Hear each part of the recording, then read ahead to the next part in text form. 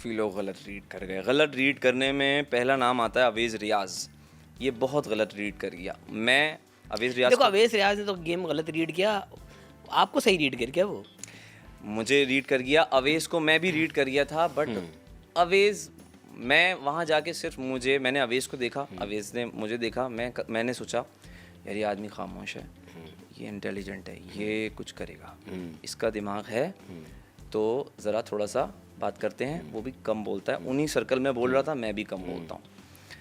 तो शुरू में पूछा कि आप वज़ीर कौन बनेगा, तो मैंने सारा वैसे वज़ीर बनी थी, मैंने अवेज़ रियाज़ का ही नाम ले लिया था। मैंने कहा यार चलो थोड़ा हलो हाई करते हैं, दोस्ती करते हैं, देखते हैं अंदर से क्या बाहर आ रहा है। जब तक बात लड़कियों से तो मैंने सबसे बाहर निकाल लिया था, कुछ भी नहीं करना होता था, बस इतना बोलना था यार बहुत फोटो जाने को यार बहुत जी जी, अवेश भाई ने मैं सब बताया, सबको लेके बैठते थे, हाँ तुम्हारे बाल कितने प्यारे हैं, कितनी फोटो जाने को, तुम्हें काम करना चाहिए। ये कोई स्क्रिप्ट बनाया गया था घर से, अंदर बनाया था? अंदर देखिए, मैं लड़ना नहीं चाह रहा, बट मैं कह रहा हूँ कि ऑडियंस देख रही है तो ऑडियंस को एंटरटेन होना चाहिए, तो कुछ डिफरेंट तो दिखे। Love angle, romantic angle. Love angle वैसे मैंने बनने नहीं दिया। लव एंगल अगर आपने नहीं बनने दिया, बाहर बन गया बेटा। बाहर बन गया है। मैंने कोशिश की कि मैं अपनी लिमिट्स में रहूं, कोशिश करूं। लिमिट इतनी होनी चाहिए, बाल बहुत अच्छे लग रहे हैं, मैं वहां फोटो जाने के आप। हाँ, क्या मेकअप करती हैं, वाह। अच्छा, ये चीज़ सैफ ने देख ली थी, क्योंकि सैफ एक वो वाला बडी था मेरा के साथ घूम रहा है, उसको मुझसे बहुत मोहब्बत है, मुझे उससे बहुत मोहब्बत है। वो यासीना अब वो मेरे साथ बैठा हो और लड़की चेंज होती रहती थी। सारा नीलम आई, यार सारा तुम सारा सच में बहुत फोटो जाने की, जो सच में। महाम आई, यार तुम्हारी हाइट बहुत अच्छी है, रियली। अब लड़कियों को तारीफ कर दो आप तारीफ करके जीत रहे थे वहाँ सब। मैं तारीफ करके जीत। लेकिन आपने अवैस को ये भी बताया कि आप यहाँ पे आए हैं तो आप चाह रहे हैं कि यहाँ से कुछ हाथ पीले करके जाएं। नहीं, मैं अवैस ने बताया मैं कि आप जीवन साथी की तलाश में यहाँ आए थे। नहीं, जीवन साथी तो देखें जब मिलनी होती है तब मिली जाती है, बट ऐसा कोई प्लान नहीं था।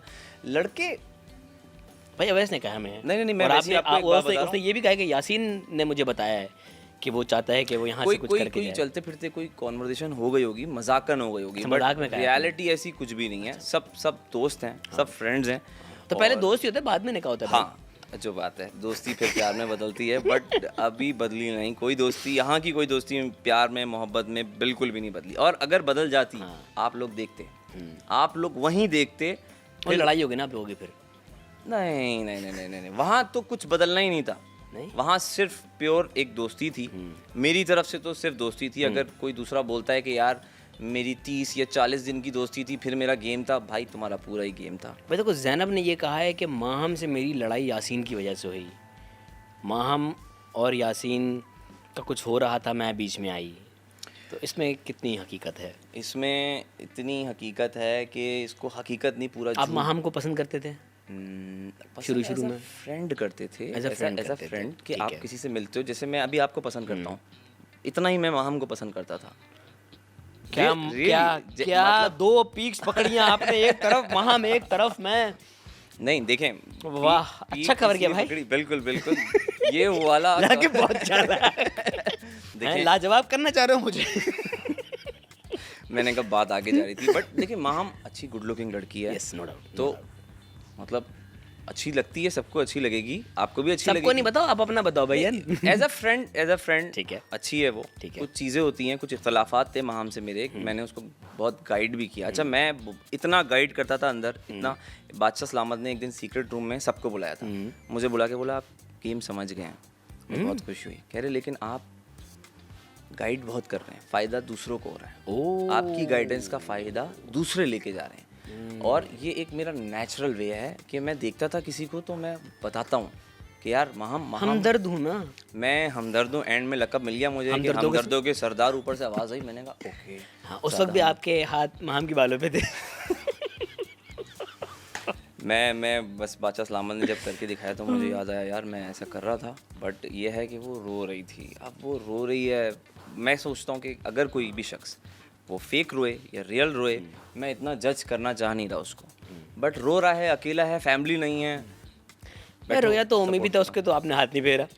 ओमी का एक अजीब कैरेक्टर है। ओमी बहुत अजीब है। ओमी को शुरू में तो मैं, आप वापस ज़ैनब पे, ओमी पे नहीं जाओ, इधर वापस ज़ैनब पे आ जाता हूँ। ज़ैनब और माहम पे आओ। ज़ैनब और माहम नहीं, ऐसा कोई भी चीज़ नहीं है कि उसकी वजह से या इसकी वजह से ज़ैनब से लड़ाई करूँ।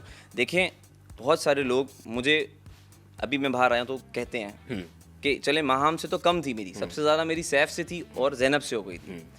तो मैं इन लोगों को दोनों को बार बार एक ही बात बोलता था, देखो तुम सब हम सब इंडिविजुअल आए हैं, तुम लोग क्यों ऐसा एक्सपेक्ट कर रहे हो कि तुम्हारी अगर जैनब से हो रही है तो तुम मुझे बोल रहे हो, जैनब की तुम्हारे से हो रही है तुम मुझे बोल रहे हो कि यार ऐसा करूं।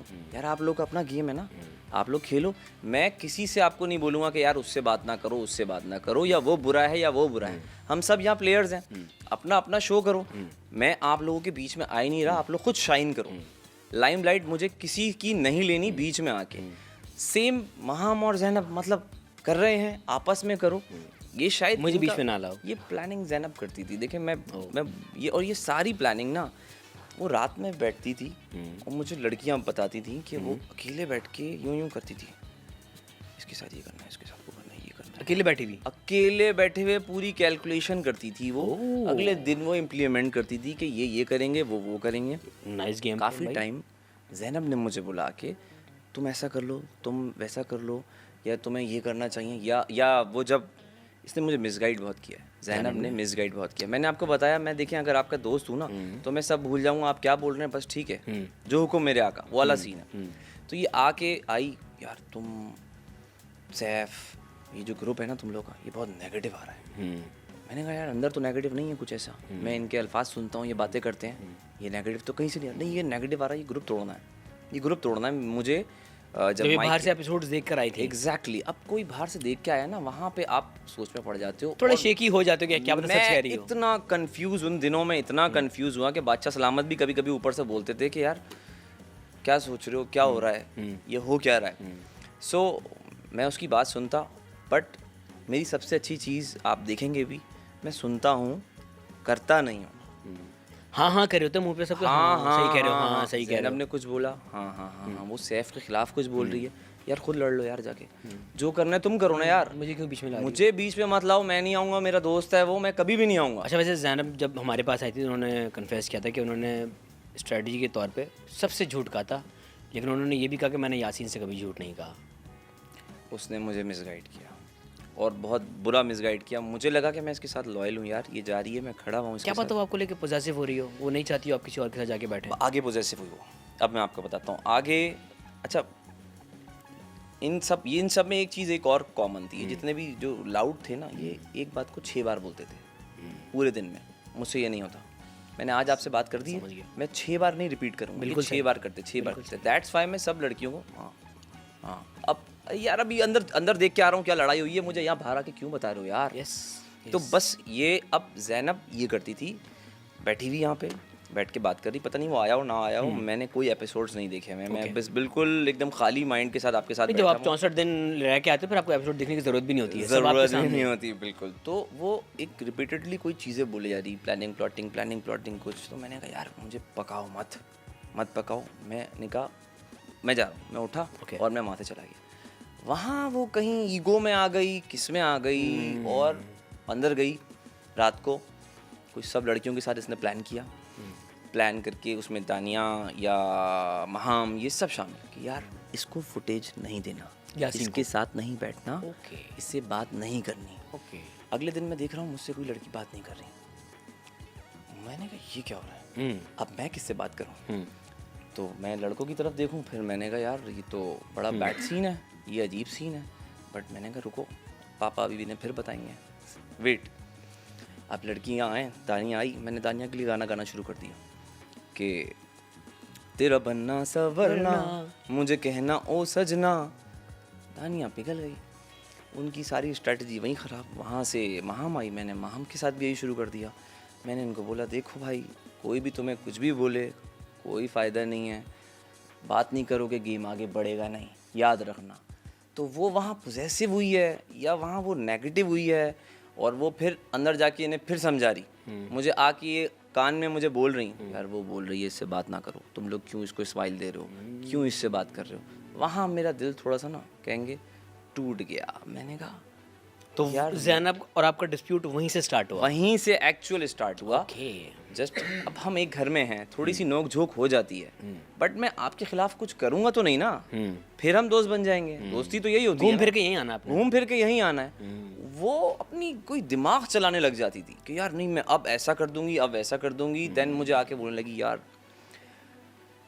मैं थी तो तुम हो, मेरी वजह से तुम हो, मेरी वजह से तुम लाइट में आए हो, मेरी वजह से सब बातें कर रहे हैं, तुम्हारा अपना कोई गेम नहीं है यासीन, तुम ये हो, तुम वो हो, तुम छोटू हो, तुम ये हो। ये इतना बोले और ये उसमें एग्रेसिव मोड में आ गई। जब लड़कियां फिर बात करने लगी मुझसे, जब वो फिर बात करने लगी, ये एकदम लाउड हो गई। मैं गेम खेलूं पीछे से, तुम्हारा ये ख़राब है, तुम्हारा वो ख़राब है, वो ज़ातियात पे आ जाती, वो ज़ातियात पे आ जाती। तो मैंने कहा यार इसको मैं क्या बोलूँ। एक दिन मुझे बैठ के उसने बोला यार मैं थप्पड़ खाने के लिए तैयार हूँ शो में। मैंने कहा किससे? थप्पड़ क्यों खाओगी तुम, किसी से भी?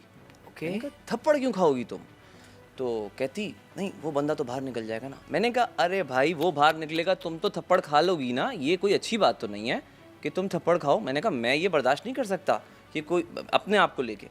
सो मैं ये जानता था कि यार ये किसी भी पीक को टच करेगी अगर आप इससे बात करोगे। एक दिन मैंने बैठ के बोला भी, इवन मैं कहता हूँ कि सैफ और इसकी लड़ाई थी तो मैं कुछ नहीं बोलता था, बट हम मेकअप रूम में थे, इसने सैफ की फैमिली पे एक बात कर दी। मैं अंदर ड्रेसिंग रूम में, ये मेकअप रूम में, सब लोग जमा थे।